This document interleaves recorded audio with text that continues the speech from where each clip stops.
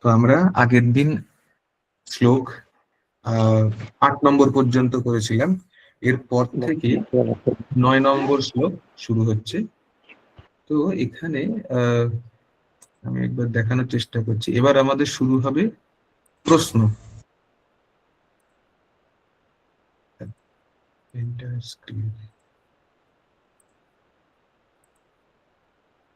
এখানে প্রশ্নগুলো হচ্ছে কার কার কি কি প্রশ্ন, সেই জিনিসটাকে আমরা দেখতে পারি এরকম ভাবে।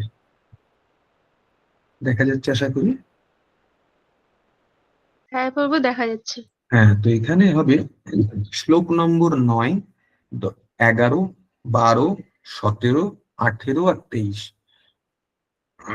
নৈমিষারণ্যের ঋষিরা এই 6টি প্রশ্ন করবেন এবং এই 6টি প্রশ্নের উত্তর সুত গোস্বামী এক এক করে দেবেন। প্রথম প্রশ্ন আমরা 9 নম্বর শ্লোকে পাবো, জনসাধারণের পরম মঙ্গল কিভাবে সাধিত হয়। মঙ্গলের বানানটা একটু ভুল হয়ে গিয়েছে, ক্ষমা করবেন। তো আর 11 নম্বরে কি বলবে, সমস্ত শাস্ত্রের সারমর্ম সমস্ত জীবের মঙ্গলের জন্য বিশ্লেষণ করুন। 12 নম্বর, কি উদ্দেশ্যে ভগবান দেবকীর গর্ভে আবির্ভূত হলেন তা জিজ্ঞাসা করবেন। এরপরে ভগবানের 2 রকমের লীলা অবতারের বিষয়। 17 নম্বরে জিজ্ঞেস করবেন ভগবানের বিভিন্ন পুরুষাবতারের লীলা বিলাসের কথা বলুন। 18 নম্বরে বলবেন ভগবানের বিভিন্ন লীলা অবতারের কথা, তার লীলা বিলাস কিরাম করে হয়েছে সেটি জিজ্ঞাসা করবেন। এবং শেষে জিজ্ঞাসা হবে ভগবানের অন্তর্ধানের পর এই সনাতন ধর্ম কার আশ্রয় করলেন। তো আমরা আজকে শুরু করার চেষ্টা করছি 9 নম্বর শ্লোক থেকে। 9 নম্বর শ্লোক কেউ পড়বেন, হাত তুলতে পারেন, আমি শেয়ার আমি করছি। পড়বো প্রভু? আগে পড়ুন মাতাজি। ঠিক আছে, হরে কৃষ্ণ প্রভু। তত্র তত্রঞ্জস আয়ুষ্মান ভবতা যতি বিনিশ্চিতম পুংসামেকান তত শ্রেয়স তন্ন সংসি তু অর্হসি। অনুবাদ: হে আয়ুষ্মান, আপনি জনসাধারণের পরম মঙ্গল কিভাবে সাধিত হয় তা সহজবোধ্যভাবে আমাদের কাছে শুনুন। হরে কৃষ্ণ প্রভু। এখানে খেয়াল করুন, প্রথম কথা হচ্ছে যে প্রথম প্রশ্নটা কি করলেন, যেটা আমরা আগের শ্লোক পর্যন্ত পড়ে এসেছিলাম। যারা ঋষিরা, এই ঋষিরা প্রত্যেকেই মানে আগ্রহ থাকে কি জনসাধারণের সকলের কি করে মঙ্গল করব। তো সেই জন্যে তারা জিজ্ঞাসা করেছেন প্রথম কি, আপনি জনসাধারণের পরম মঙ্গল কি করে সাধিত হয় তা সহজবদ্ধভাবে আমাদেরকে শোনান। এখানে দেখুন, খেয়াল করবেন, বিনিশ্চিতম বলা হচ্ছে, বিনিশ্চিতম ইয়াত বিনিশ্চিতম, যা সুনিশ্চিত ভাবে হয়, নিশ্চিত ভাবে প্রতিপন্ন হয়েছে। এখানে মঙ্গল মানে এরকম না কি করে আর্থিক উন্নতি হবে বা তাদের কি করে সহজলভ্যতা হয়ে যাবে দ্রব্য বস্তুর, তা বলেননি, কি তাদের সুনিশ্চিত করবে। এই সুনিশ্চিত করা এর বিষয়ে জানতে গেলে আমাদের 10, 11 নম্বর শ্লোক এবং বলা চলে 14 নম্বর শ্লোকের পর থেকে আমাদেরকে স্পষ্ট হবে যে কেন সুনিশ্চিত বলা হচ্ছে। এখানে বুঝতে হবে যে জড় শরীর কি আর জীব কি, সেই বিষয় হলে আমাদের স্পষ্ট হবে। যত আমরা এগোবো প্রভুপাদের তাৎপর্যে প্রতিটি কথা, আদেশ এবং তার সাথে সাথে আমাদেরকে বলা চলে আচার্য হিসেবে আমাদের হাত ধরে নিয়ে যাবেন কোন দিকে যাওয়া উচিত। আমরা এখান থেকে দেখতে পাই প্রভুপাদ বলছেন ভগবত গীতায় আচার্য উপাসনার নির্দেশ দেওয়া হয়েছে। আচার্য এবং গোস্বামীরা সর্বদাই জনসাধারণের মঙ্গল চিন্তায় মগ্ন থাকে, বিশেষ করে তাদের পারমার্থিক মঙ্গলের জন্য। পারমার্থিক মঙ্গল সাধিত হলে পার্থিব হিত আপনা থেকেই সাধিত হয়ে যায়। তাই আচার্যরা জনসাধারণের পারমার্থিক মঙ্গলের নির্দেশ দিয়ে থাকেন। কলিযুগের মানুষদের অধঃপতিত অবস্থা দর্শন করে ঋষিরা সুত গোস্বামীকে অনুরোধ করেছিলেন সমস্ত শাস্ত্রের সারমর্ম প্রদান করতে, কেননা এই কলিযুগের মানুষেরা সম্পূর্ণরূপে অধঃপতিত। তাই ঋষিরা জনসাধারণের হিত সাধনের জন্য পরম মঙ্গল সম্বন্ধে প্রশ্ন করেছিলেন। কলিযুগের মানুষের অধঃপতিত অবস্থা পরবর্তী কয়েকটি শ্লোকে বর্ণনা করা হয়েছে। এটির কারণ হচ্ছে যে আমরা যখন নিজ অবস্থা সম্বন্ধে অবগত হব তখনই আমরা পরিবর্তন করতে পারবো। এটি ঠিক এরকম যে কোনো ক্লাসে মূল্যায়ন হচ্ছে, যে যে ক্লাসে পড়ে সেই ক্লাসে পরীক্ষা নেওয়া হয়। পরীক্ষা কেন নেওয়া হয়? না পরীক্ষা নিলেই হয়, পড়িয়ে পর পর পর পর ক্লাসে তুলে দিলেই হয় না। পরীক্ষা কেন নেওয়া হয়? মূল্যায়ন করার জন্য, যে কোন ছাত্র কতটি বুঝেছে এবং সে কতটুকু সেটিকে প্রতিফলিত করতে পারছে। ঠিক আছে, যখন মূল্যায়ন করা হয় তখন দেখা যায় যে কেউ সর্বোচ্চ নম্বর পেয়েছে, কেউ মাঝারি পেয়েছে, কেউ কম পেয়েছে। এবার যদি আমি একজন ব্যক্তিত্ব ধরি, সে তার মূল্যায়ন দ্বারা বুঝতে পারে যে আচ্ছা আমার এতটুকু দরকার ছিল কিন্তু হয়নি। এটা কখন বুঝতে পারে? যখন সে জানতে পারে যে নিজের কি অবস্থা। কেউ সারা বছর পড়াশোনা করেনি, তাকে পরীক্ষা দিতে বলালো, সে ফেল করে গেল। কেন? সে জানে আমি সারা বছর পড়িনি, তাহলে আমার অবস্থা কি? আমাকে এবার পড়তে হবে। যখন আমি নিজের অবস্থা সম্পর্কে ধারণা পাবো তখন আমি সেটাকে শুধরাবার চেষ্টা করব। এই ধারণা এবারে ধীরে ধীরে ধীরে ধীরে করে দেওয়া হবে। আপনারা বোধহয় সকালের ক্লাস করেন, তাই তো? তো সেখানে তো প্রভু পড়ে যাচ্ছেন, তো সেক্ষেত্রে আমি একই জিনিসকে হয়তো বলবো, আরেকবার রিভাইজ হয়ে যাচ্ছে, ঠিক তো? মানে হচ্ছে তো, সকালে তো প্রভু করাচ্ছেন। হ্যাঁ, খুব ভালো ক্লাস হচ্ছে সকালে। হ্যাঁ হ্যাঁ, এই প্রশ্নগুলো সব দিয়েছে, 6টা প্রশ্নই মুখে বলে দিয়েছে। একদম। তো এখানে তাৎপর্যের বিষয়টা এরকম আসছে, 10 নম্বরটাকেও পড়ুন একটু করে। পড়ছি আমি। পড়ুন। অধ্যায় 1 শ্লোক নম্বর 10। প্রায়েণ অল্প আয়ুষুঃ কালো অস্মিন যুগে জনা মন্দা সুমন্দ মতয় মন্দা ভাগ্য হি উপদ্রতা। অনুবাদ: হে মহাজ্ঞানী, এই কলিযুগের মানুষেরা প্রায় সকলেই অল্পায়ু। তারা কলহপ্রিয়, অলস, মন্দগতি, ভাগ্যহীন এবং সর্বোপরি তারা নিরন্তর রোগাদির দ্বারা উপদ্রুত। হরে কৃষ্ণ। খুব সুন্দর, এটা হচ্ছে আমাদের প্রকৃত পরিচয়। কি কি? কলিযুগের মানুষেরা সকলেই অল্পায়ু, আমাদের বেশি দিন বাঁচার ক্ষমতা নেই। আর কি করি আমরা? আমরা অত্যন্ত কলহপ্রিয়। ওই জন্য এটাকে কলিযুগ বলা হয়, কলহের যুগ। এখানে সবাই সবসময় শঙ্কাবাতিক, প্রত্যেকে একে অপরকে শঙ্কা করে যাচ্ছে এবং তার জন্য তারা একে অন্যের সাথে কলহের সাথে জড়িত হয়ে যাচ্ছে। আর কি? অলস, মন্দ সমস্ত দিক থেকে, ভাগ্যহীন, গতিমন্দ আর অলস হলে ভাগ্য তার থাকবে না কোনো কিছু। আর সর্বোপরি তারা নিরন্তর রোগাদির দ্বারা উপদ্রুত। দুবার গরম থেকে ঠান্ডা, ঠান্ডা থেকে গরম হবে, আর জ্বর জারি থেকে আরম্ভ করে সর্দি কাশি সমস্ত কিছু হবে। মিউট খোলা আছে। দিদি একটু মিউট করুন। প্রিয়া, আচ্ছা আগে, হ্যাঁ, এটা আর আর কারোর আছে কি? না, ঠিক আছে। তো এদের প্রকৃতপক্ষে আমাদের অবস্থা কি? এটা হচ্ছে অবস্থা। এবার অবস্থা থেকে আমরা একটুখানি প্রভুপাদ তাৎপর্যে যাই, কি বলছেন। ভগবানের ভক্তরা সর্বদাই জনসাধারণের পারমার্থিক মঙ্গল সাধনের জন্য ব্যগ্র থাকেন। নৈমিষারণ্যের ঋষিরা যখন কলিযুগের মানুষের অবস্থা বিশ্লেষণ করলেন তখন তারা দেখতে পেয়েছিলেন যে এই যুগে মানুষের আয়ু হবে অত্যন্ত কম। কলিযুগের মানুষদের আয়ু অল্প হওয়ার কারণ খাদ্যাভাব নয়, তার কারণ হচ্ছে অনিয়ম এবং অনাচার। খাদ্য অতিরিক্ত। এখন দেখুন প্রকৃতপক্ষে আমাদের চারিদিকে খাদ্য কিন্তু অতিরিক্ত, কিন্তু আমাদের কি হচ্ছে? অনিয়ম, অনাচার। প্রকৃতপক্ষে কোনো মানব জাতির দুবেলা, কারণ 8 ঘন্টা তারা ঘুমোয়, 7 থেকে 8 ঘন্টা ঘুমোয়, বাকি পড়ে থাকলো 16 ঘন্টা। এই জাগার মধ্যে যা কৃতকর্ম তারা করে, 2টি বেলা খাদ্য তাদের জন্য যথেষ্ট। কিন্তু মানুষে অকাতরে তার খাদ্যকে ব্যবহার করতে থাকে, অকাতরে। ঠিক আছে, দেখবেন নিজেরাই খেয়াল করে দেখবেন আমরা কতবার খেতে থাকি এটা। এটি অনাচার এবং অনিয়ম।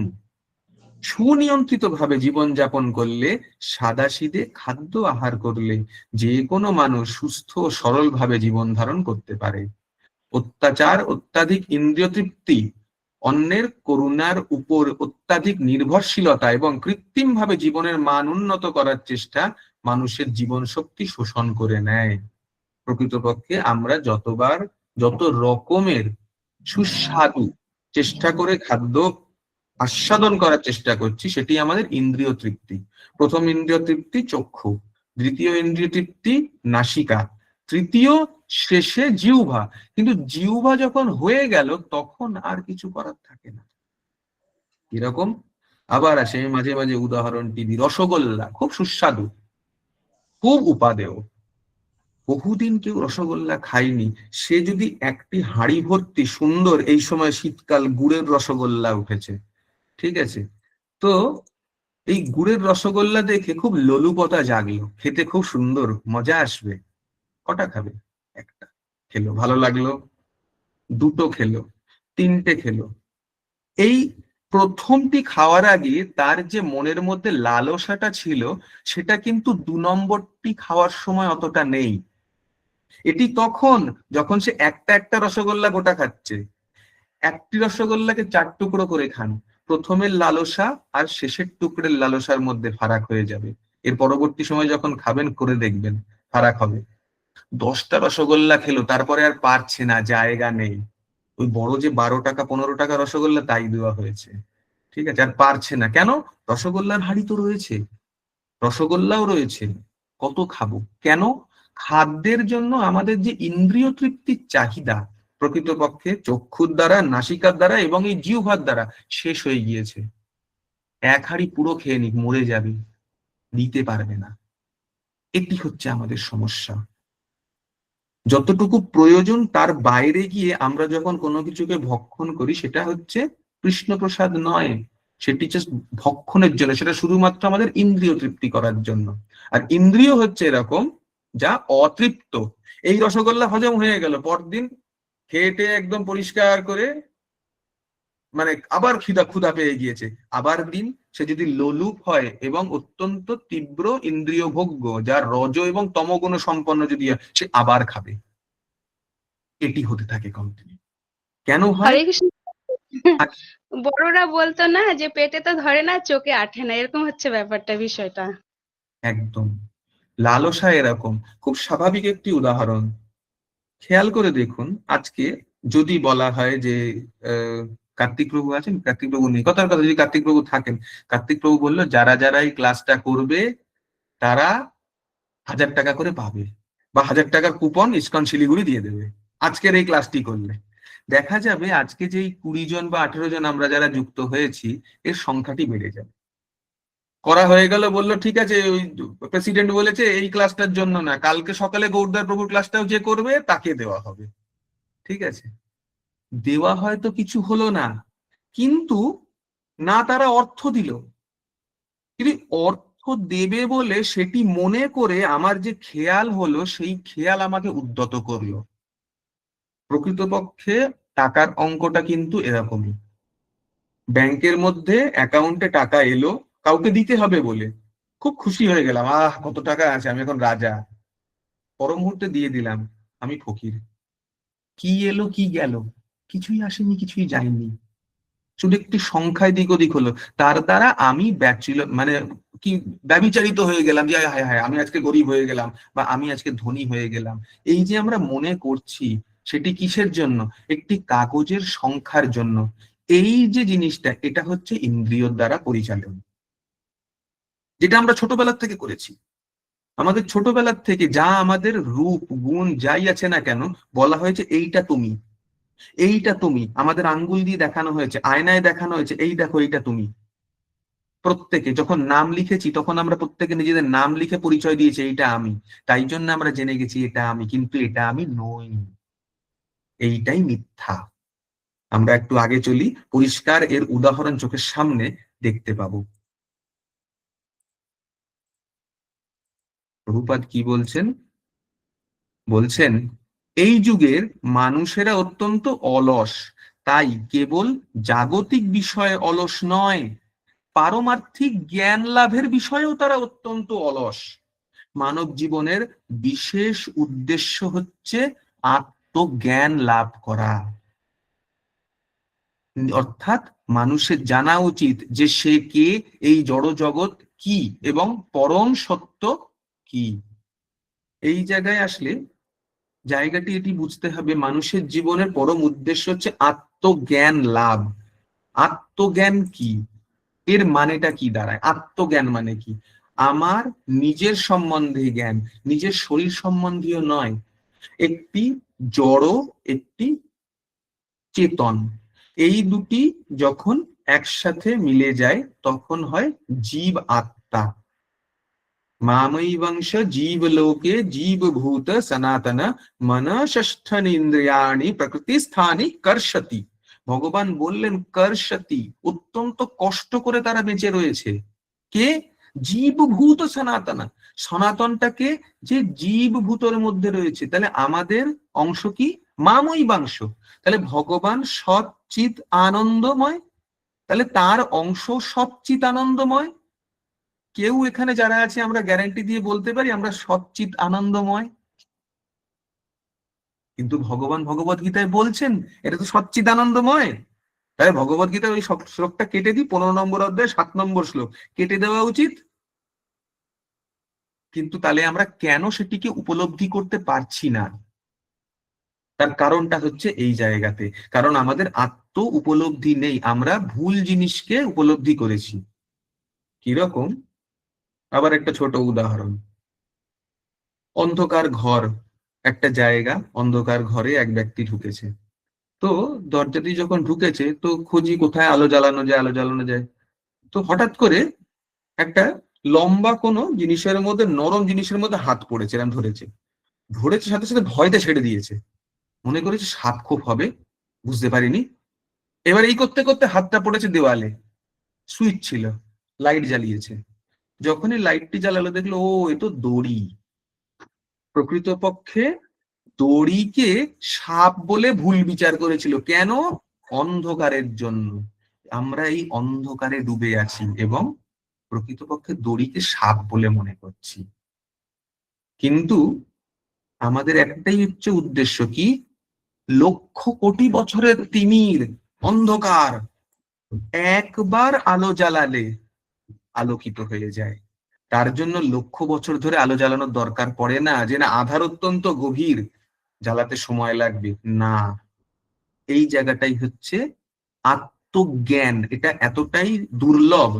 সেই আত্মজ্ঞান এক বিন্দু আলোর দ্বারা লক্ষ কোটি বছরের অন্ধকার পর্যন্ত দূরীভূত হয়। কিসের দ্বারা হয়? এই একমাত্র মানব শরীর দ্বারা। আর কারুর মধ্যে কিন্তু এই বোধ নেই। কি করে? আবার একটি ছোট উদাহরণ মনে পড়লো।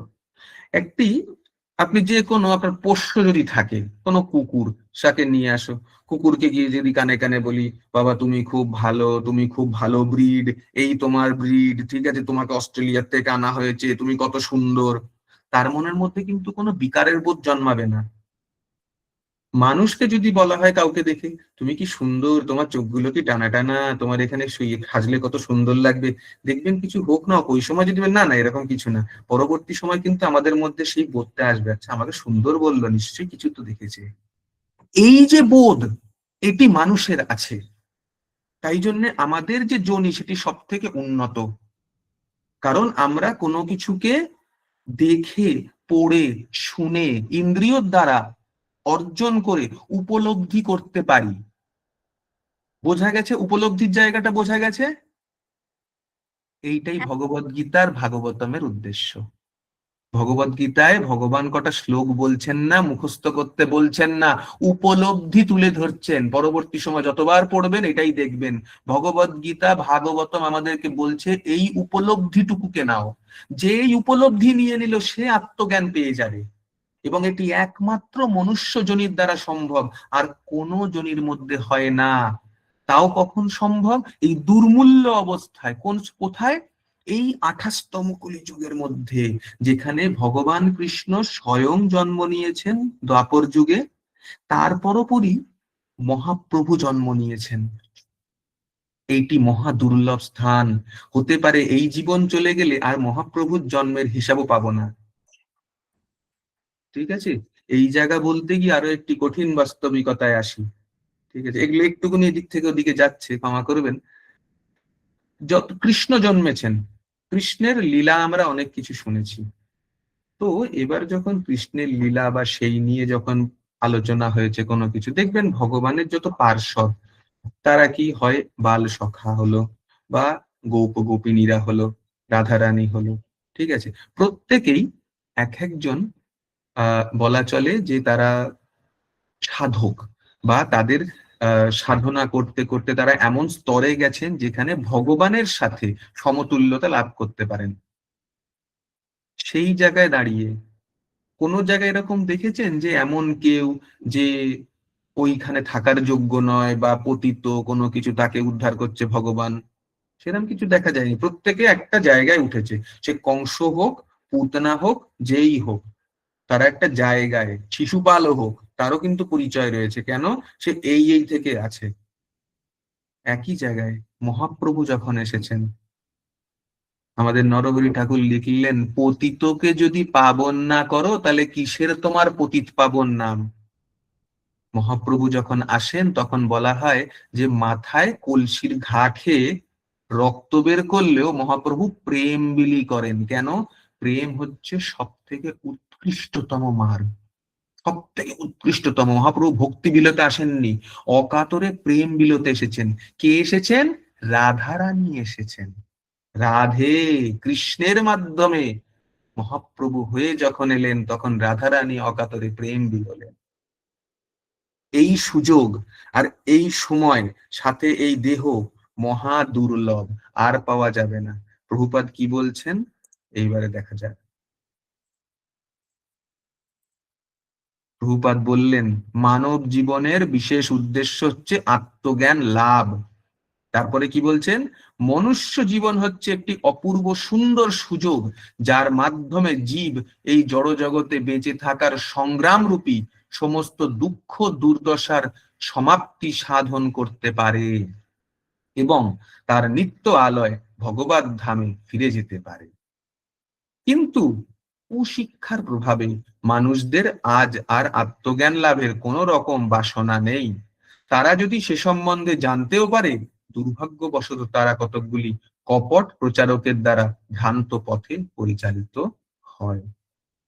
আমাদের কুশিক্ষা, যদি বলি কুশিক্ষা আমাদের পুঁথিগত বিদ্যা যা আমরা শিখেছি তা কুশিক্ষা, প্রকৃতপক্ষে তাই। পুঁথিগত বিদ্যা যদি শুধু ধর্ম অর্থ কাম মোক্ষ এর পেছনে নিয়ে যায়, তাহলে সেটা ভুল। শুধুমাত্র সনাতন ধর্মের দিকে যা পরিচালিত করে, সেটি আমাদের প্রকৃত আত্মজ্ঞান লাভ করাবে। বাকি সমস্ত জিনিস চক্রাকারে বদ্ধ হয়ে থাকবে। এরকম বদ্ধ হবে। আবার একটি ছোট বিষয়, এই বলতে বলতেই হয়ে ওঠে না শ্লোক আমাদের। কিরকম? একবার এক বণিক ঘাটে করে যাচ্ছে, আগে বাণিজ্য হতো নদী বরাবর, তো বণিক ঘাটে করে যাচ্ছে, গিয়ে এক জায়গায় বিশ্রাম নিচ্ছে। তো বিশ্রাম হচ্ছে এরকম যে বিদ্যালয় ছিল, তো বিদ্যালয় বড় বট গাছ, তো তাদের সমস্ত লঙ্গর টঙ্গর খাটিয়ে সবকিছু করা হলো। করে বলে, ঠিক আছে আজকে আমরা বিশ্রাম নিই, এখানেই খাওয়া দাওয়া সারি, বিদ্যালয় আছে এখানেই আশ্রয় নেব, কাল সকাল সকাল জোয়ার যখন আসবে তাতে কিন্তু নৌকো ভাসাতে হবে। তো মাঝি বললো, হ্যাঁ ঠিক আছে বাবু, কোনো অসুবিধে নেই। ভালো কথা। সবাই খেয়ে দিয়ে বিশ্রাম নিচ্ছে। তখন তো এরকম ছিল যে সায়ন্ধ হয়ে গেল, সবাই বিশ্রাম নিতে চলে গেল। জোয়ার এসছে রাতের বেলা, রাত্রির তখন 2-3টে বাজে, জোয়ার এসছে। জোয়ার এলেই কি হয়, যখন এই নদীর পার বরাবর যে জায়গাগুলো থাকে তাতে জোয়ারের জল এসে ছলকায়, তখন কল কল করে শব্দ হয়। মাঝি সে শব্দ শুনতে পেয়েছে, মাঝি সবাইকে ডাকাডাকি শুরু করেছে, বাবু জোয়ার এসছে, জোয়ার এসছে, জোয়ার এসছে, চলেন চলেন চলেন চলেন চলেন। এবার রাতের অন্ধকারে কুয়াশা ছিল, সবাই সমস্ত কিছু গুটিয়ে পুটিয়ে নৌকার মধ্যে নিয়েছে, নিয়ে সবকিছু করে চলে গেছে। তো চলেছে, অনেকক্ষণ চলছে চলছে চলছে, সকাল হলো। কুয়াশা, যখন কুয়াশা, তো কি করবে, দেখা তো যাচ্ছে না কোনো কিছু। তো মাঝিয়ে চালিয়ে যাচ্ছে, অনেক কিছু করছে, করে টরে চালিয়ে টালিয়ে গেল। তো কুয়াশা হালকা করে কমেছে, প্রায় 5-6 ঘন্টা মতো চলেছে নৌকা। তো অনেক দূর চলে এসছে। তো বাবু বলছে, "এই দেখ কত দূর এলাম আমরা, দেখ আবার নোঙ্গর করতে হবে।" তো সে মাঝি বলছে, "বাবু ওই বট গাছ দেখে মনে হচ্ছে যেন চেনা চেনা লাগছে।" বলে, "হ্যাঁ তোমার হইতে পারে, তুমি তো আসো, দেখো তো।" তো বট গাছ দেখলো চেনা চেনা লাগছে, বলে, "না ওই বিদ্যালয় বলে মনে হচ্ছে।" বলে, "এই কি বিদ্যালয় কি করে, যা ভুলভাল বলছিস।" শেষে দেখা গেল কুয়াশাটা যখন আরেকটুকুনি সরলো, এতক্ষণ পর্যন্ত ওই বিদ্যালয় আর ওই কুয়াশাতেই রয়েছে, ওই বট গাছই রয়েছে। কি করে হলো? এই হায় হায় করতে আরম্ভ করলে, "কি করে হলো, কি করে হলো?" মাঝি বলে, "বাবু শখ করেছিলাম, ওই নোঙ্গরটা তুলতে ভুলে গেছিলাম।" তো 6 ঘন্টা তো চালিয়েছে, কিন্তু নোঙ্গর তুলতে ভুলে গেছে, তো ও তো ঘাটে বাঁধাই রয়েছে। মাঝি চালালে ওই জোয়ারে আর নৌকা যায়নি। যতদিন জড়জগতের এই দড়ি বেঁধে রাখবো আমরা, যতই নৌকা চালাই, এগোবে তো না। গুরু এসে হাল ধরছে, নৌকা আমরা চালানোর চেষ্টা করছি, কিন্তু জড়বন্ধনের দড়িটাকেও বেঁধে রেখেছি। কেউ সেটাকে সুতো দিয়ে জড়াচ্ছে, কেউ রূপো দিয়ে জড়ায়, কেউ সেটাকে আবার সোনা দিয়ে মোড়ায়। যত জড়বন্ধনটাকে মোড়াবো, তত নৌকা আর এগোবে না, ঘাটেই পড়ে থাকবে। তাতে কি হবে? চক্রাকারে আবর্তন হতে থাকবে, বারবার আমরা সেই একই রকমের জীবন দশায় ফিরে যাব। এই জায়গার থেকে মুক্তি পেতে হবে। কে মুক্তি দেবে? পরবর্তী সময় প্রভুপাদ বলছেন। তার জন্য কি জানতে হবে? আগে পরিচয় জানতে হবে, কোন দড়িতে নঙ্গর বাঁধা সেটা জানতে হবে, তবে তো সেটা কাটা যাবে। সব দড়িতে তুলে আমি মালপত্র তুললাম, কিন্তু ওইটাই কাটিনি, তাহলে চলবে না। তাহলে সেটার জন্য আত্মজ্ঞান লাভের পন্থা। প্রভুপাদ কি বলছেন আরেকটু এই বিষয়ের উপরে দেখে নি। বলছেন কি, কলিযুগের মানুষ কেবল বিভিন্ন রাজনৈতিক সংস্থা এবং দলের শিকারী হচ্ছে না। কি বলছে? ইন্দ্রিয় তৃপ্তির বিভিন্ন রকমের প্রলোভনের দ্বারা বিপদগামী হচ্ছে। ওই যে বললাম, দড়ির মধ্যে কেউ সুতো জড়াচ্ছে, কেউ রূপো জড়াচ্ছে, এটা হচ্ছে আমাদের ইন্দ্রিয় তৃপ্তি আমাদেরকে সেই প্রলোভনের মধ্যে বিপদগামী করে ফেলছে। যত বিপদগামী করব, আস্তে আস্তে হরে কৃষ্ণ নাম হয়তো দড়িটাকে কাটছিল একটু করে, কিন্তু আমরা আবার ইন্দ্রিয় তৃপ্তির দ্বারা সেটাকে ঠিক করে ফেলছি। ওইটা করা যাবে না। এরকম প্রভুপাদ ছোট ছোট উদাহরণ দিচ্ছেন, যেমন সিনেমা, অনর্থক খেলাধুলা, জুয়া, ক্লাব, জড়জাগতিক গ্রন্থাগার, অসৎসঙ্গ, ধূমপান, আসবপান, প্রতারণা, চুরি, বাটবাড়ি ইত্যাদি। যারা প্রকৃতপক্ষে কৃষ্ণ ভাবনামৃতে আসেননি এবং তার চেষ্টাও করছেন না বাইরের দিকে, দেখবেন প্রত্যেকে এর দ্বারা অত্যন্ত পরিমাণে প্রভাবিত। ঠিক আছে? তাদের মন এই ধরনের বিভিন্ন কার্যকলাপের ফলে সর্বদাই বিচলিত এবং উৎকণ্ঠায় পূর্ণ। এই যুগে যেমন আমি দেখেছি, কারণ একসময় তো আমিও ছিলাম না, খেলাধুলা হলো, কোনো কিছু হলো, ওয়ার্ল্ড কাপ হচ্ছে, এই হচ্ছে, এই ইন্ডিয়া জিতছে, এই কাঁসাটা গজন, কি কি কি হবে, কি পেলো, কিচ্ছু পেলো না। আজকের দিনে হয়, আমার যারা চাকরি বাকরি করে, যারা অফিসার আছে, তারা বলে, "স্যার ও খেলা হয়েছে, ওই খেলা হয়েছে, এতে ওই রান করেছে।" আমি বললাম, "ও আচ্ছা, করেছে বোধহয়, করবো বোধহয়, আমি তো বাড়িতে টিভি নেই ভাই, আমি দেখতে পাই না।" তো তারা আমাকে মনে করে আমি আটপৌরে গ্রামের মানুষ। কিন্তু ওগুলো অনর্থক, ফালতু কাজ, ওর কোনো মানে হয় না। ওগুলো একেবারে বলা চলে ডাস্টবিনে ফেলে দেওয়ার যোগ্য। ওগুলো কোনো কাজের নয়, যদি ওই নিয়ে আমরা চর্চা করি। প্রভুপাদ কি বলছেন? এর দ্বারা কি হচ্ছে? এই যুগে অনেক অসৎ মানুষ তাদের মন গড়া নানান রকম ধর্মবিশ্বাস তৈরি করে। এই কিছুদিন আগে, আমি জানি না, হয়তো আপনারা বাংলাদেশ সম্বন্ধে কিছুটা অবগতি আছেন, তো বাংলাদেশে এখন যে ঘটনাগুলি ঘটছে সেই বিষয়ে কি করেছে তারা? নিজেদের মতো তৈরি করে একটা ধর্ম বিশ্বাস করে নিয়েছে। ভারতবর্ষ এরকম করছে, ভারতবর্ষ থেকে এরকম হচ্ছে বলে একটা অদ্ভুত রকম তৈরি করে একটা পুরো দেশের সংস্থা সমস্ত কিছুকে উল্টে রেখে দিয়েছে। এটা প্রকৃত সত্যতা আজকের দিনে। কি বলছেন? ধর্মে বিশ্বাস করে যা শাস্ত্রের ভিত্তিতে প্রতিষ্ঠিত নয়, নিজের মন গড়া হিসেবে, এবং ইন্দ্রিয় সুখ ভোগের প্রতি আসক্ত বিষয়ী মানুষেরা এই ধরনের সমস্ত ধর্মীয় প্রতিষ্ঠানের প্রতি আকৃষ্ট হয়। পরিণামে ধর্মের নামে এত পাপ কার্য হতে থাকে যে মানুষের মনের শান্তি এবং দেহের স্বাস্থ্য সম্পূর্ণরূপে নষ্ট হয়ে যায়। আজকাল আর কেউ ব্রহ্মচর্য পালন করে না। এটি প্রভুপাদ আসছেন ধীরে ধীরে করে আমাদের কলিযুগের যে মানে গৃহস্থ বা বানপ্রস্থ ব্রহ্মচর্য এর যে আশ্রমের ধর্ম তার হিসেবে। আর কি বলছেন? গৃহস্থরাও গৃহস্থ আশ্রমের বিধিবিধানগুলি অনুসরণ করে না। তার ফলে এই ধরনের গৃহস্থ আশ্রম থেকে আগত তথাকথিত সমস্ত বানপ্রস্থী এবং সন্ন্যাসীরা সহজেই বিপদগামী হয়। এই কলিযুগের সমস্ত আবহাওয়া অবিশ্বাসে পূর্ণ। মানুষেরা পারমার্থিক জীবনের প্রতি মোটেও উৎসাহী নয় এবং পারমার্থিক বিষয়ের প্রতি তারা কোনো রকমের গুরুত্ব দেয় না। জড় ইন্দ্রিয় তর্পণই হচ্ছে এখনকার সভ্যতার মাপকাঠি। আমরা যদি দেখি, আজকে যদি কোথাও পরিচয় দিতে হয় কোনো জায়গাতে, তাতে কি দিতে হবে?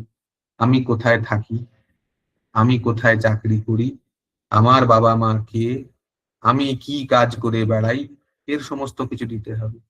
এই জড় পরিচয় যেটা আজকে সমস্ত কিছুতে আমাদেরকে চালিয়ে বেড়াচ্ছে, এটি হচ্ছে প্রকৃত অবস্থা।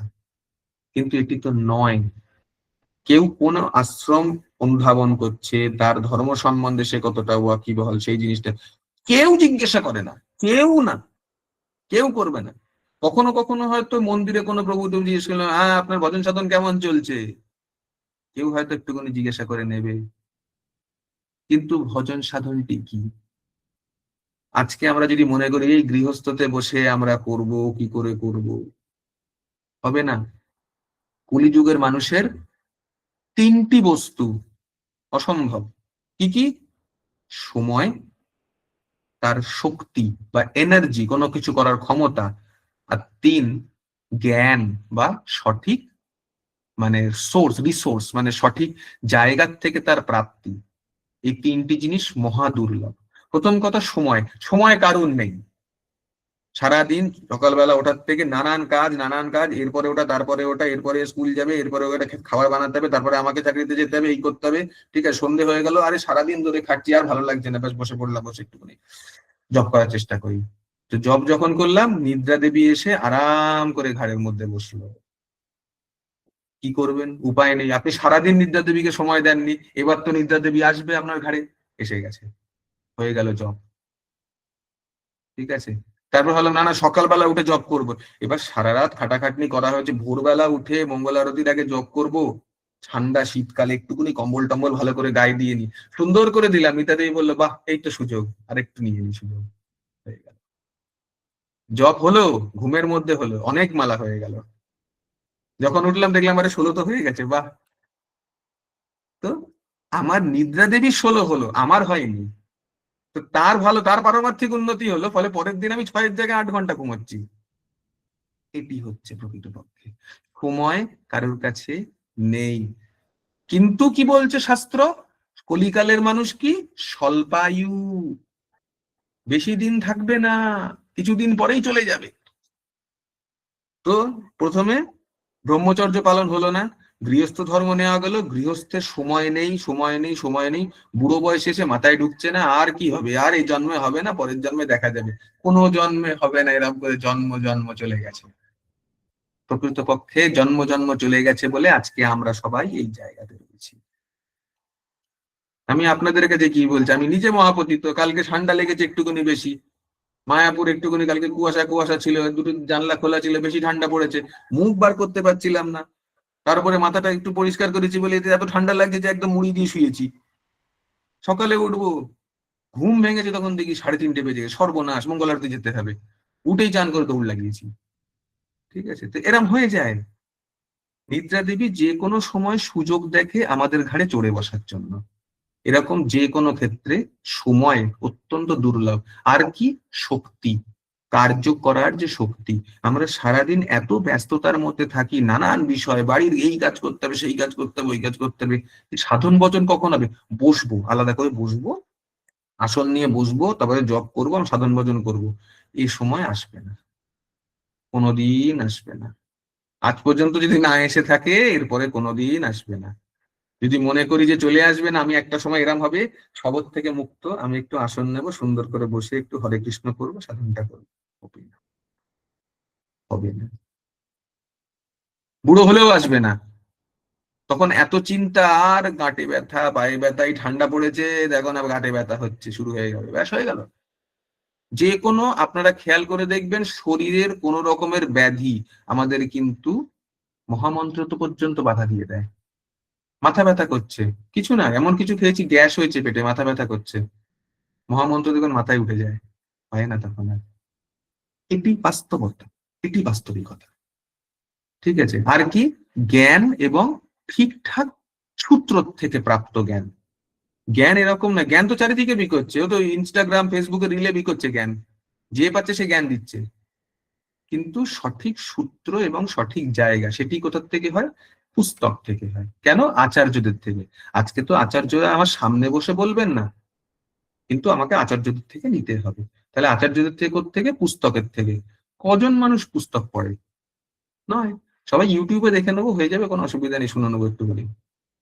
না, তার দ্বারা হবে না। হয়তো কিছুটা সম্ভবপর হতে পারে, কিন্তু সঠিক সূত্র থেকে পেতে গেলে আচার্যরা বইতে যে জিনিসটা লিখে গেছে সেটি অনুধাবনের প্রয়োজন আছে, সেই জিনিসটা। ওই জন্য কলিযুগের মানুষের এই তিনটি মহা দুর্লভ বস্তু। ঠিক আছে, যাই হোক, এই নিয়ে বেশি বলতে আরম্ভ করলে আমাদের পুরো এটাই চলে যাবে, তো আমরা এর থেকে পরের দিকে এগোই। প্রভুপাদ কি বলছেন? আমাদের অবস্থা হিসেব করে নৈমিষারণ্যের ঋষিরা সমস্ত অধঃপতিত জীবেদের জড়জগতের বন্ধন থেকে মুক্ত করতে ব্যগ্র ছিলেন। তাই তারা এখানে শ্রীল সূত গোস্বামীকে তার নিরাময়ের উপায় সম্বন্ধে জিজ্ঞাসা করেছেন। শ্লোক নম্বর 11। কেউ পড়তে চান? শ্লোক হ্যাঁ নম্বর, প্রভু। আগে পড়ুন, হ্যাঁ প্রভু পড়ুন। আচ্ছা ঠিক আছে, হরে কৃষ্ণ প্রভু। আচ্ছা, মৌমিতা মাদেরকে আমি পরেরটা পড়বো, 12 নম্বরটা।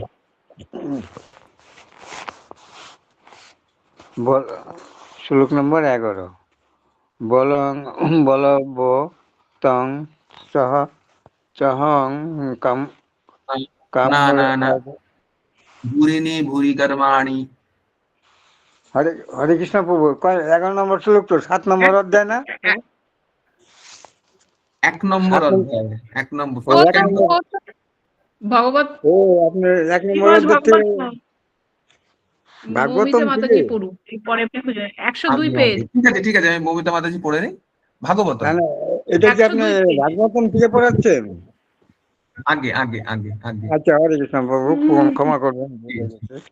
ঠিক নিচে। পড়বো? আগে আগে পড়ুন, পড়ুন মাতাজি পড়ুন। হ্যাঁ পড়েন পড়েন পড়েন মাতাজি। ভূরিণি ভূরি কর্মাণি শ্রোতবাণী বিভাগশঃ অতো শোধ অত্র যৎসারম সমৃদ্ধত্ব মনীষয়া ব্রূহি ভূদ্রায়া ভূতানাম জেনাত্ম সুপ্রসিদ্ধতি। অনুবাদ: বহুবিধ শাস্ত্র রয়েছে এবং সেই সমস্ত শাস্ত্র নানা রকমের কর্তব্য কর্মের নির্দেশ দেওয়া হয়েছে, যা বহু বছর ধরে বিভাগক্রমে পাঠ করার ফলে কেবল জানতে পারা যায়। তাই হে মহর্ষি, দয়া করে আপনি সেই সমস্ত শাস্ত্রের সারমর্ম সমস্ত জীবের মঙ্গলের জন্য বিশ্লেষণ করে শোনান, যাতে তাদের হৃদয় সম্পূর্ণভাবে সুপ্রসন্ন হতে পারে। হরে কৃষ্ণ প্রভু। প্রথম কথা, কিছু কিছু শব্দ আমাদের দরকার আছে। এটা হচ্ছে সমৃদ্ধত্ব, এই একটি, ঠিক আছে। দ্বিতীয় মনীষায়া, তৃতীয় ভদ্রায়, আর হচ্ছে আমাদের সুপ্রসিদ্ধতি। এটা কিরকম? প্রথম শব্দ হচ্ছে সমৃদ্ধত্ব। কি করা? বাছাই করে সংগৃহীত করা হয়েছে। তার মানে সমস্ত শাস্ত্রকে নিয়ে বলা হয়নি। সমস্ত শাস্ত্রের মধ্যে গুড়ো শাস্ত্র যেগুলো, তার মধ্যে কোনটি শ্রেষ্ঠ সেটি আপনি বলুন। তাই সমৃদ্ধত্ব, বাছাই করে সংগৃহীত হয়েছে। কারা করেছে? মনীষয়া। যে কোনো আচার্য যে কেউ লিখে দেয়নি, সমস্ত মনীষীরা কি? যারা তীক্ষ্ণ বুদ্ধির দ্বারা সম্পন্ন, তারা যে জিনিসটা করেছেন তার মধ্যে থেকে আপনি চয়ন করুন। কি করবেন? ভদ্রায়, সমস্ত মঙ্গলের জন্য। কি মঙ্গল? তার দ্বারা কি সাধিত হবে? সুপ্রসিদ্ধতি, সম্পূর্ণরূপে তাদের তৃপ্ত হয়। কে তৃপ্ত হয়? আত্মা। জীবের জড় জিনিসকে তৃপ্ত করার কথা এখানে বলা হয়নি। তাই জন্য আত্মার তৃপ্তি হয় এরকম সমস্ত রকমের, এই ধরনের, প্রথম কথা এই ধরনের জিনিস সমস্ত শাস্ত্রের মধ্যে যেগুলো মানে গাঢ়, যেরকম বলা চলে দুধ গরম করলাম, করে আমরা ঠান্ডা হতে ছেড়ে দিলাম, তাই দুধের থেকে সর এলো, মালাই এলো, ঠিক আছে, এই মালাইটাকে নেবেন, এর মধ্যে সব থেকে সুন্দর মালাইটা যেটা সেটা আমাদেরকে দিন, ঠিক আছে। এবার যে প্রশ্ন করার যে ভঙ্গিমা সেটা দেখুন যে কি চাই আমাদের, এই হচ্ছে শ্রীমদ্ ভাগবতমের চরিত্র বলা চলে, ঠিক আছে। প্রভুপাদ কি বলছেন তাৎপর্যে? প্রভুপাদ বলছেন আত্মা জড় পদার্থ থেকে সম্পূর্ণরূপে ভিন্ন। একটু আগে আমি যেটা বললাম, আমরা এই শরীরটা জড় শরীর, সম্পূর্ণরূপে জড় শরীর, এর থেকে আমাদের আত্মা কিন্তু সম্পূর্ণ ভিন্ন। এটা জড় শরীর, এতে কোনো কারো সন্দেহ আছে কি? সন্দেহ থাকলে বলতে পারেন। না প্রভু, কোনো সন্দেহ নেই। কিন্তু আমরা তো বলি এটাই আমি, এটাই আমি, কেউ বলে আত্মা আমি। শ্রীমদ্ ভাগবতম পড়া এই জন্যে কি যেন বলে, ডেঞ্জারাস, খতরা মুখ মরলে না। কেন? পরিষ্কার প্রভুপাদ বলে যাচ্ছেন আত্মা জড় পদার্থ থেকে সম্পূর্ণ ভিন্ন, এবং সবাই আমরা জানি এটা জড় পদার্থ, তাহলে আমি এটা নই, এটা কিন্তু বলে গেলেন, কিন্তু কেউ মানতে পারছি না এই মুহূর্তে, কেউ মানতে পারছি না। মানা একটা, উপলব্ধি করা একটা। এটা কি আমরা জানি? আমরা জানি তো অনেক কিছু, কিন্তু উপলব্ধি করতে পারছি না, এই জায়গাটার প্রয়োজন আছে। এই যে উপলব্ধি, এটি আত্ম উপলব্ধি। একটু আগে যেটা প্রভুপাদ বলেছিলেন, এটি হচ্ছে আত্ম উপলব্ধি, ঠিক আছে। যাই হোক, আমরা আরো কঠিন বিষয়ের মধ্যে যাব না, এটা আরো কঠিনে ঢুকতে পারা যায়। যেরকম আরো কঠিন বলবো, একটুখানি কঠিন বলে ভালো লাগবে। বলুন ভাববেন, বলুন বলুন। আগুন আর কোন কাষ্ঠ দেওয়া হয়েছে, কাষ্ঠর মধ্যে অগ্নি প্রজ্বলিত হচ্ছে, ধোঁয়া উঠছে, ধোঁয়াটা কার? আগুনের না কাঠের?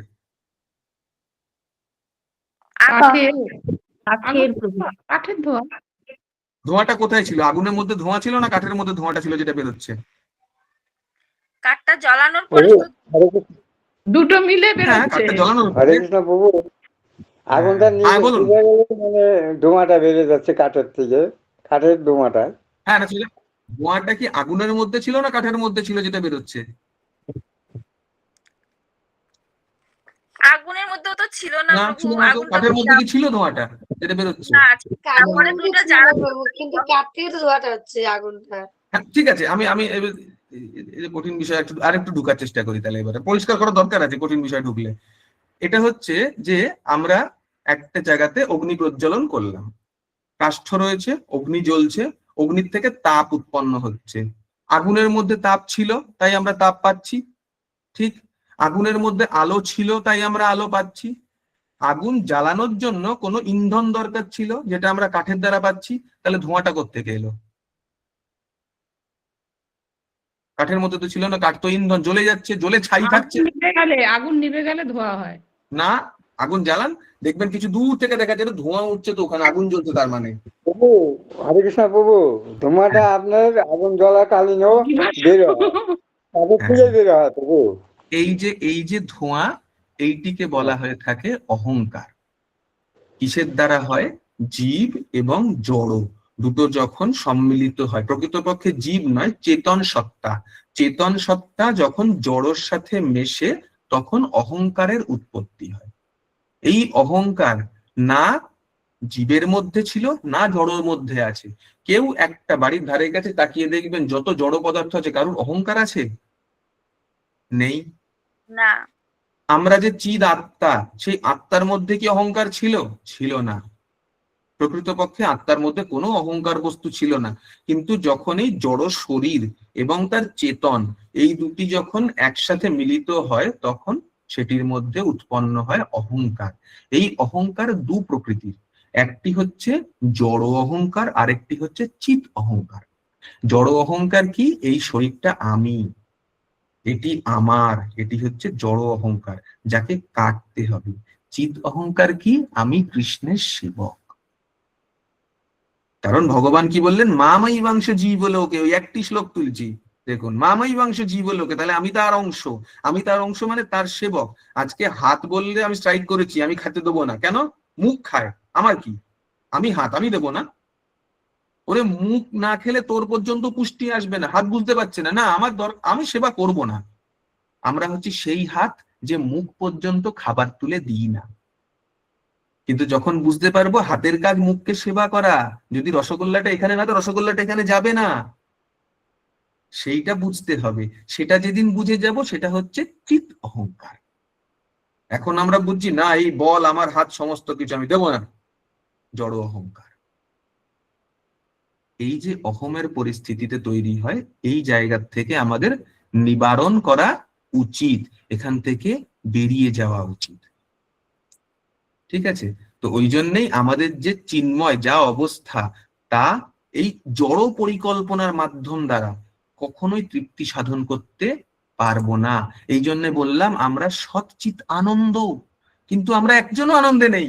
সচ্চিত তো পরের কথা, কেউ আনন্দে নেই, সবাই কোনো না কোনো দুঃখের মধ্যে রয়েছি। অথচ ভগবান কিন্তু সচ্চিত আনন্দময়। আমাদের হাসতে গেলে 10 বার ভাবতে হয়। এটি হচ্ছে প্রকৃত অবস্থা। তো সেখান থেকে প্রভুপাদ আমাদেরকে উদ্ধার করবেন। কি করে করবেন? চেষ্টা করব 15 নম্বর শ্লোক যদি নিতে পারি তাহলে খুব ভালো লাগবে। তাড়াতাড়ি করি আমরা একটুখানি, ঠিক আছে? আর বেশি গল্প বলবো না। কি বলছেন? এই সমস্ত ভিন্ন ভিন্ন শাস্ত্রে যে শাস্ত্র আমাদেরকে করবে, ওই যে বললাম কি জ্ঞান, সঠিক পন্থার থেকে জ্ঞান। তো সঠিক পন্থার থেকে জ্ঞানটা আমাদের নিতে হবে। তাদের কি বলছেন? ভিন্ন ভিন্ন শাস্ত্রে কর্তব্য কর্ম অনুষ্ঠানের ভিন্ন ভিন্ন পন্থা প্রদর্শিত হয়েছে। কলিযুগের মানুষদের এই অধঃপতিত অবস্থার কথা কোথায়? যেখানে আমার হাত স্ট্রাইক করে দিয়েছে, বলছে মুখে খাবার তুলবো না, আমরা জড় অহংকারে আবদ্ধ। তারা কি করছে? অধঃপতিত অবস্থার কথা বিবেচনা করে নৈমিষারণ্যের ঋষিরা সূত গোস্বামীকে অনুরোধ করেন যে তিনি যেন এই সমস্ত শাস্ত্রের সার মর্ম বিশ্লেষণ করেন। আমাদের সময় নেই দুধ খাওয়ার, জাল দেওয়ার, অত কিছু। স্বরটা উঠেছে? বলে হ্যাঁ। অনেকটা স্বর উঠেছে? বলে হ্যাঁ। সরপুরিয়া বানানো যাবে? বলে হ্যাঁ। সরপুরিয়াটা দিন তো। ও তো শর্ট তুলে বাড়িতে করার সময় নেই, পয়সা দিচ্ছি সরপুরিয়া দিন। ঠিক আছে? নৈমিষারণ্যের ঋষিরা এক প্রকারে তাই বললেন। কেননা এই যুগের অধঃপতিত জীবেদের পক্ষে বর্ণ এবং আশ্রম ধর্ম অবলম্বন পূর্বক সমস্ত শাস্ত্রের শিক্ষা হৃদয়ঙ্গম করে পরম পুরুষার্থ সাধন করা সম্ভব হবে না। যারা মাতারা রয়েছেন বাড়িতে, যারা রন্ধন করেন, সমস্ত কিছু করেন, যারা রন্ধনে পটু, তারা মিষ্টান্ন বাড়িতে বানাতে পারেন, কোনো অসুবিধার কিছু নেই। ঠিক আছে? চাইলেই বাড়িতে সন্দেশ, কালাকাঁদ, নানান রকম মিষ্টান্ন বানানো যায়। তাহলে দোকানে কি কেন কিনে নিয়ে আসি? সময় নেই। শর্টকাট শর্টকাট ওই জন্য বললাম আমাদের ওই আচার্য তো সব জানে, প্রভুপাদ লিখে গেলেন, ওই জন্য আমাদের সময় নেই ওসব করার। গরু আছে, দুধ আছে, সব হবে, সবকিছু হবে। দোকানে কি সরপুরিয়াটা আনবো, সর দিয়ে বানানো? বলে হ্যাঁ ভালো, ঠিক আছে নিয়ে চলে যাচ্ছি। তো নৈমিষারণ্য ঋষিরা জানতেন আমাদের অবস্থা এই জায়গায় যাবে। আমরা এতটাই পতিত, আমাদের দ্বারা কোনো কিচ্ছু করা সম্ভব হবে না। 16 মালা করতে বলেছে, সেটাও দয়া করে করি, ভগবানের উপর দয়া করে করছি, অনেক, এর থেকে বেশি চেয়েও না। ঠিক আছে? তো প্রকৃতপক্ষে কলিযুগের অবস্থা আরো খারাপ হতে চলেছে। তো সেই জায়গাতে দাঁড়িয়ে ভাগবতম তাহলে আমাদের কাছে কতটা গুরুত্বপূর্ণ এই বিষয়টি বোঝার সত্যি দরকার আছে। যে কারণের জন্য হয়তো আমি এতগুলি বলার চেষ্টা করছি। ঠিক আছে? কি বলছেন? এই যুগের সমস্ত আবহাওয়া স্বাস্থ্য বিরুদ্ধ ভাব দ্বারায় পরিপূর্ণ এবং তার ফল সহজেই বোঝা যায় যে এই যুগে সাধারণ মানুষের পক্ষে পারমার্থিক উন্নতি, এই জায়গাটা উন্নতি সাধন করা অত্যন্ত কঠিন। ঋষিরা যে কেন এই বিষয়ে সূত গোস্বামীকে প্রশ্ন করেছিলেন তা পরবর্তী শ্লোকগুলোতে বিশ্লেষণ করা হবে।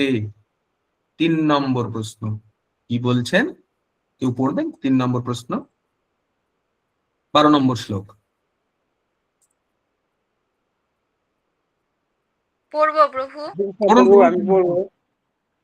খুঁজে পেয়েছেন? হ্যাঁ, পড়ুন পড়ুন পড়ুন আচ্ছা, পড়ুন হরে কৃষ্ণ। পড়ুন, হরে কৃষ্ণ।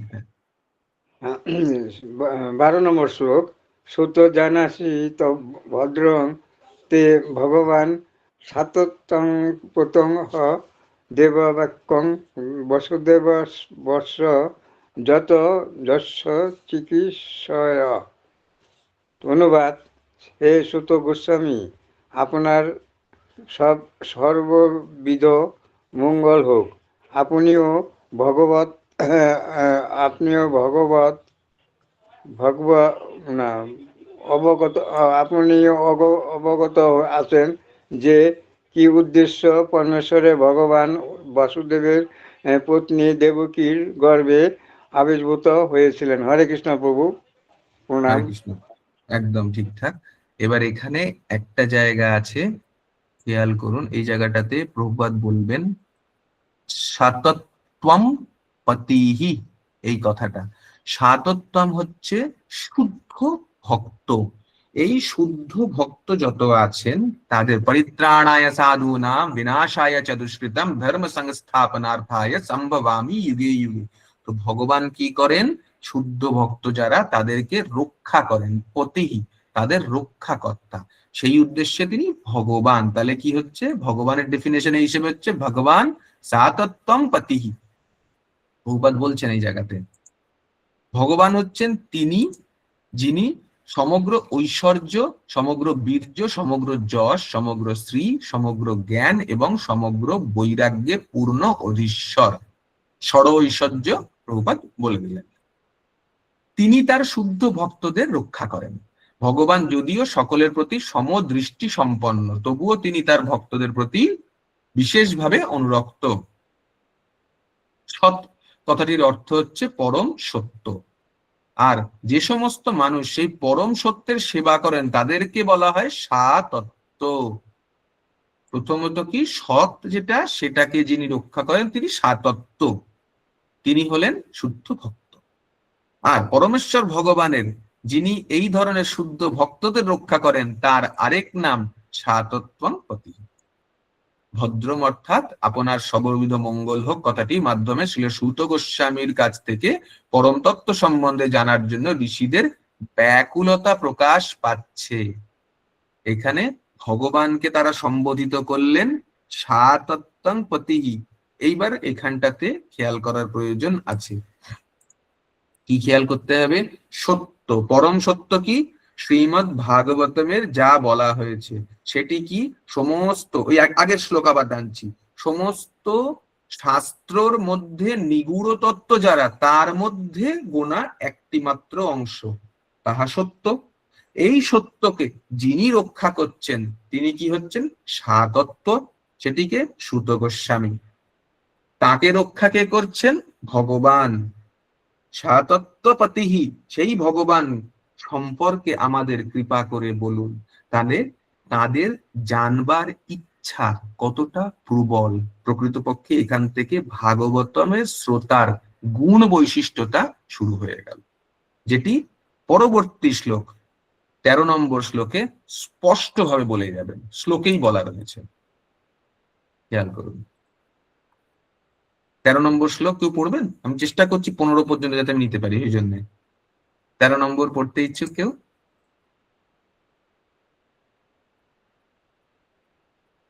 মমিতা মাতাজি পড়ে দিন 13 নম্বর শ্লোকটা। হরে কৃষ্ণ প্রভু, প্রণাম। হরে কৃষ্ণ। বলুন। তন্ন শুশ্রূষমানা নামহর সঙ্গানুবর্ণিতুম যস্যাবতরো ভূতানাং ক্ষেমায় চ ভবায় চ। অনুবাদ: হে সূত গোস্বামী, যার অবতার এবং আবির্ভাব সমস্ত জীবের মঙ্গল এবং সমৃদ্ধির জন্য হয়ে থাকে, আমরা সেই বাসুদেবের লীলাসমূহ শ্রবণ করতে অভিলাষী। আপনি অনুগ্রহ করে গুরু পরম্পরায় লব্ধ সেই জ্ঞান আমাদের কাছে ব্যাখ্যা করুন, কেননা তা শ্রবণ ও কীর্তনে উভয়েরই কল্যাণ সাধিত হয়। হরে কৃষ্ণ। একদম, যে শ্রবণের ইচ্ছা প্রকাশ সেটি আগের শ্লোকে শুরু হয়েছিল, এইখানে শ্লোকের মধ্যে তারা স্পষ্টভাবে জানিয়েই দিলেন, হে সূত গোস্বামী, যার অবতার এবং আবির্ভাব সমস্ত জীবের মঙ্গল এবং সমৃদ্ধির জন্য হয়ে থাকে, আমরা সেই বাসুদেবের লীলা সমূহ শ্রবণ করতে অভিলাষী। আপনি অনুগ্রহ করে গুরু পরম্পরায় লব্ধ সেই জ্ঞান আমাদের কাছে ব্যাখ্যা করুন। প্রভুপাদ দেখুন পরিষ্কার বলে যাচ্ছেন তাৎপর্যে, পরম সত্য সম্বন্ধে অপ্রাকৃত বাণী শ্রবণ করার পন্থা এখানে বর্ণিত হয়েছে। এই বাণী শ্রবণ করার প্রথম যোগ্যতা হচ্ছে যে শ্রোতাকে তা শ্রবণ করার জন্য ঐকান্তিক ভাবে আগ্রহী হতে হবে, আর তার বক্তাকে পূর্বতন আচার্যদের পরম্পরায় যুক্ত হতে হবে। যে সমস্ত মানুষ জড় বিষয়ের প্রতি আসক্ত, তাদের পক্ষে পরম তত্ত্ব সম্বন্ধীয় এই চিন্ময় বাণী হৃদয়ঙ্গম করা সম্ভব নয়। সদ্গুরুর নির্দেশনায় শিষ্য ধীরে ধীরে পবিত্র হয়। তাই শ্রদ্ধাবনত চিত্তে গুরু শিষ্য পরম্পরায় ধারায় প্রবাহিত পরম তত্ত্ব জ্ঞান শ্রবণ করা হচ্ছে চিন্ময় জ্ঞান লাভের পন্থা। তো প্রকৃতপক্ষে শ্রবণ করার জন্য প্রথম যোগ্যতা কি? ঐকান্তিক ভাবে আগ্রহী হতে হবে। এর পরবর্তী শ্লোক আমি বলবো খুব ইম্পর্টেন্ট শ্লোক, তার কারণ কি করে আমরা এই পরম তত্ত্ব সম্বন্ধে নিজেদেরকে অবহিত করতে পারি সেটি সম্বন্ধে জ্ঞান এই পরের শ্লোকটি দিয়ে দেবে। এবং সেই জন্য আমি অনুরোধ করব প্রত্যেকেই কৃপা করে এই শ্লোকটি পড়বেন। 14 নম্বর শ্লোক আমি পড়ছি, এবং প্রত্যেকে যদি পড়েন নিজের থেকে খুব ভালো। আপন্নঃ সংসৃতি ঘোরং যন্নম বিবশ গৃণন ততঃ সদ্য বিমুচ্যেত যদ্বিভেতি স্বয়ং ভয়ম। আমাদের যে প্রকৃত অবস্থা কিরকম? আপন্ন, আবদ্ধ হয়ে, আপন্ন আবদ্ধ হয়ে। আর কি অবস্থা আমাদের? সংসৃতম, আপন্নঃ আবদ্ধ হয়ে, সংসৃতম এই জন্ম মৃত্যুর আবর্তের মধ্যে কি করছি? ঘোরম, অত্যন্ত ভয়ঙ্কর ভাবে, অত্যন্ত ভয়ঙ্কর ভাবে যা ঘুরে বেড়াচ্ছি আমরা, বিবশ হয়ে ঘুরছি, আমাদের কোনো উপায় নেই। কেন? বিবশম, অচেতন ভাবে আমরা ঘুরে বেড়াচ্ছি। তাহলে তাদের কি হবে? নাম, ভগবানের অপ্রাকৃত নাম গৃণন, উচ্চারণ করে, ততঃ তার ফলে, সেই উচ্চারণের ফলে, সদ্য সময় লাগে না, তৎক্ষণাৎ বিমুচ্যতে মুক্ত হয়। যা ইয়ৎ বিভেতি মহাকাল সাক্ষাৎ ভয়ম, ভয় স্বয়ং। কি বলছেন?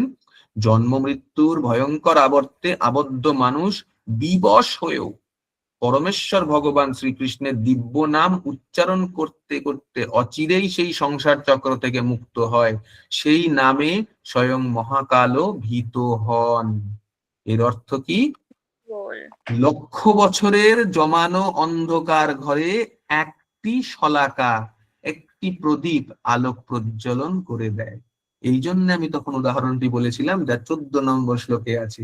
এর পরবর্তী অবস্থা কি করে হবে তা 15 নম্বর শ্লোক বর্ণন করবে।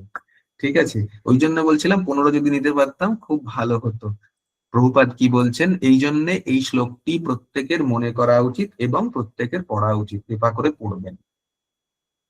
প্রভুপাদ বলছেন বাসুদেব অর্থাৎ পরমেশ্বর ভগবান হচ্ছেন শ্রীকৃষ্ণ, সবকিছুর পরম নিয়ন্তা। এই জগতে এমন কেউ নেই যিনি সর্বশক্তিমান ভগবানের ভয়ে ভীত নন। রাবণ, হিরণ্যকশিপু, কংস আদি বহু বড় বড় অসুর ছিলেন অত্যন্ত শক্তিশালী জীব, কিন্তু তারা সকলেই পরমেশ্বর ভগবানের হাতে নিহত হয়েছিল। সর্বশক্তিমান বাসুদেব তার দিব্য নামে তার সর্বশক্তি অর্পণ করেছেন। সবকিছু তার সঙ্গে সম্পর্কযুক্ত এবং সবকিছু যথার্থ পরিচয় তার মধ্যে বর্তমান।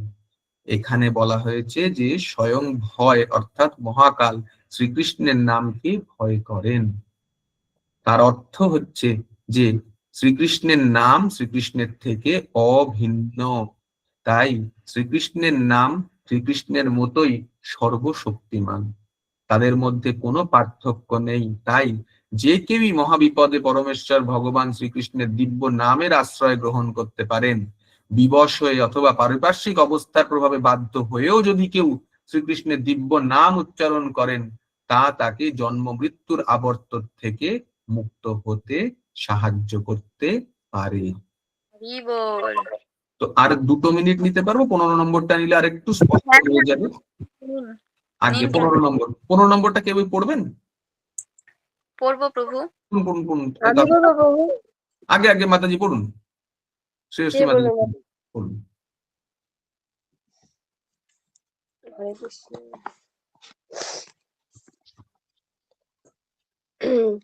यत् पादसंश्रया सुतो मुनया प्रशमया मायना शब्द पुनस्तो আমি পড়তে চাইবো। यत् पादसंश्रया सुतो मुनया प्रशमयन शब्द पुनन्ति उपस्पृष्टा সাধুর্নি অনুসেবয়া। বলছে, হে সুত গোস্বামী, যে সমস্ত মহর্ষিরা সর্বতোভাবে পরমেশ্বর ভগবানের শ্রী পাদপদ্মের আশ্রয় গ্রহণ করেছেন, তাদের সঙ্গ প্রভাবে অর্থাৎ দর্শন মাত্রই জীব পবিত্র হয়। কিন্তু সুরধুনী গঙ্গার জল সাক্ষাৎ সেবা অর্থাৎ স্পর্শন, অবগাহন আদি করার পরেই কেবল মানুষকে পবিত্র করে। একদম। তাহলে আমাদের কি উপায়? গঙ্গার জল সমস্ত কিছু কাজকর্ম করার পরে, সবকিছু স্পর্শ অবগাহন সবকিছু করার পরে তারপরে পবিত্র করবে। কিন্তু যে সমস্ত মহর্ষিরা সর্বতোভাবে পরমেশ্বর ভগবানের পাদপদ্ম আশ্রয় গ্রহণ করেছেন, তাদের সঙ্গ প্রভাবে অর্থাৎ দর্শন মাত্রই জীব পবিত্র হয়। তাহলে শুদ্ধ ভক্তির আশ্রয় কি? শুদ্ধ ভক্তের আশ্রয়। এখানে প্রভুপাদ দেখবেন পুরো পরিষ্কার বলছেন, পাবনী শক্তি গঙ্গারও অধিকেরাম করে, কিন্তু ভগবান ভক্তের, পরমেশ্বর ভগবত ভক্তের পাবনী শক্তি গঙ্গার থেকেও অধিক। দীর্ঘকাল ধরে গঙ্গার জল অবগাহন করলে, গঙ্গার জল পান করলে পারমার্থিক মঙ্গল সাধিত হয়, কিন্তু ভগবানের শুদ্ধ ভক্তের কৃপা যে কোনো জীবকে তৎক্ষণাৎ সব রকমের কলুষ থেকে মুক্ত করতে পারে। এবার এই শুদ্ধ ভক্তের পাদপদ্ম কি করে আশ্রয় করবেন বলছেন। তাই কেউ যখন পরমেশ্বর ভগবানের শুদ্ধ ভক্তের শিষ্যত্ব বরণ করে পরমেশ্বর ভগবানের শ্রী পাদপদ্মের আশ্রয় গ্রহণ করেন, তখন তিনি তৎক্ষণাৎ পবিত্র হন। ভগবানের এই শুদ্ধ ভক্তদের ভগবানের মতনই সম্মান করা হয়। তাই গুরুর সম্মান কিরকম প্রভুপাদ এখানে বলে যাচ্ছেন।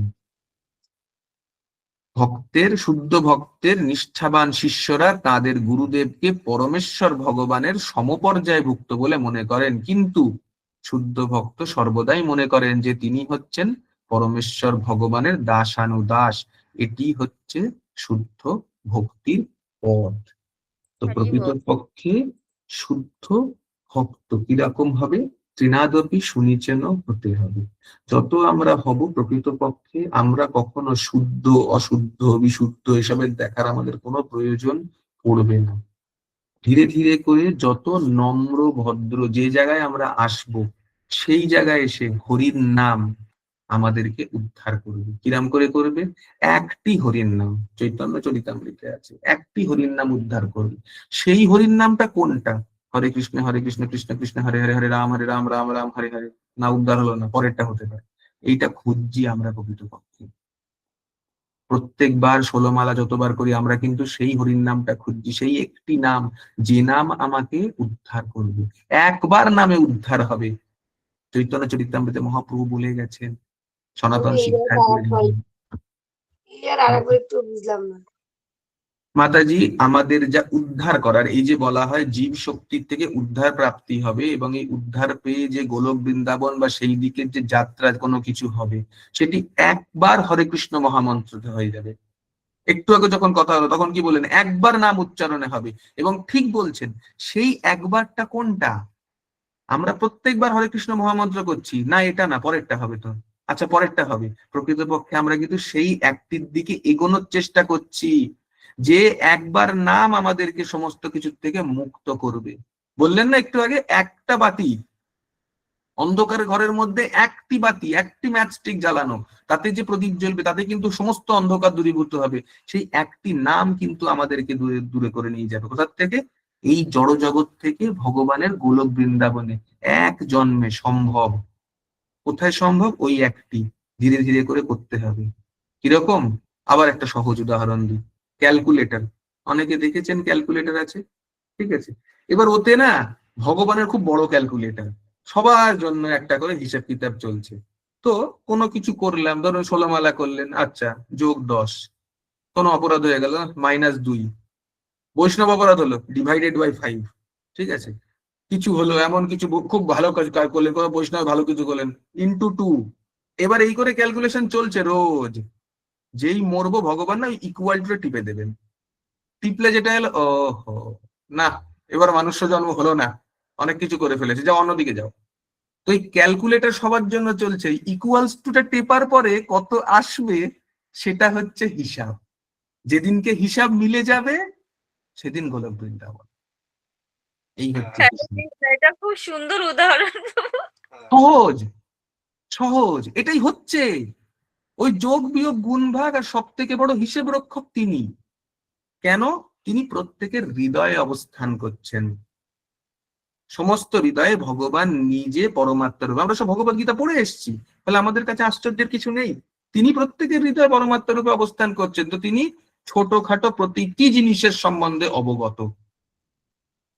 কিন্তু আমাদের একটা ছোট্ট শর্টকাট আছে, বলবেন না কাউকে মহাপ্রভু, ছোট্ট শর্টকাট। কারণ যে জ্ঞানের ধারা বা সেই যে পন্থা, সেই পন্থায় কিন্তু অনেক কঠিন, এবং সেই হিসাবে বলতে গেলে ও বাবা কোথায় পৌঁছবো, কবে যাবো, পৌঁছতে পারবো না এরকম মনে হবে। আমরা দেখবো সেকেন্ড ক্যান্টো যখন শুরু হবে, সেকেন্ড ক্যান্টোর পরের দিকে শেষের দিকে যখন যাবে আস্তে আস্তে করে গোলক বৃন্দাবনের চার্ট যখন হবে, ওতে তো আমারই মাথা ঘুরে এরকম অবস্থা, ঠিক আছে, ও খুব খারাপ অবস্থা। আমি যখন পড়েছিলাম কোনো রকমে পড়ে বেরিয়ে গেছি। ও ওই জায়গাটা যেটা আছে ওখানে বললে ভয় ভয় লাগবে, কি করে হবে কি করে হবে। মহাপ্রভু বলছে এত কিছু করতে হবে না, প্রেম বিলি করছে। প্রেম হচ্ছে সব থেকে উন্নততম রস, সব থেকে উন্নততম রস, এর উপরে কিছু নেই। সেই জিনিস মহাপ্রভু বিলি করছে, কিচ্ছু না, জয় নিতাই জয় গৌর, এর থেকে পেতে হবে উপায়। আমরা যদি অন্য দিক ধরি তাহলে মুশকিল, ঠিক আছে। এই জন্যে রাধারানী আমাদের জন্য ছোট্ট করে একটা শর্টকাট দিয়েছে, এই এবার মরে যাবো আর হয়তো মনেও থাকবে না, ভুলে যাব, স্বাভাবিক। কোথায় জন্মাবো, কি অবস্থায় জন্মাবো কেউ জানে না, কেউ বলতে পারে। তাহলে কি করে সময় বার করব, প্রশ্ন আসে এখানে। সময়টা বের করতে হবে, তার কারণ কি, গতকাল যেটা চলে গেছে সেটাকে আমি শুধরাতে পারবো না, গতকালকে আমি শুধরাতে পারবো না, আগামীকাল আসবে কিনা আমি জানি না, আজকেরটা জানি, এখনকারটা জানি। তাই অহর্নিশ প্রতি মুহূর্তে খাইতে বসতে শুইতে পড়িতে কি নেব, হরে কৃষ্ণ মহামন্ত্র। যতক্ষণ মহামন্ত্র, আমি হতে পারে আজকে 8:40 বাজে আমি বেঁচে আছি, 41-এ বেঁচে নেই, কিন্তু হরে কৃষ্ণ মহামন্ত্র যদি হয়, ভগবান বলে গেছে, ভগবান বলে গেছে যে শেষে আমার নাম নেয় সে আমার কাছে যায়, তাহলে ভগবান বলে গেছে, তার মানে সেটা হবে।